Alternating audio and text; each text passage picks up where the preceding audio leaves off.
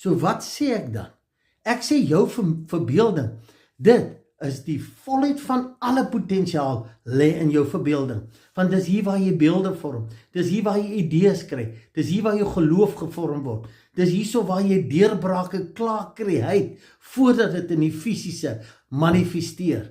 Want onthou nou, ons kom daar en ons sien dit asof dit reeds so is, ons voel dit asof dit reeds so is, dis deel van die skepingsvermoë, alles in jou verbeelding.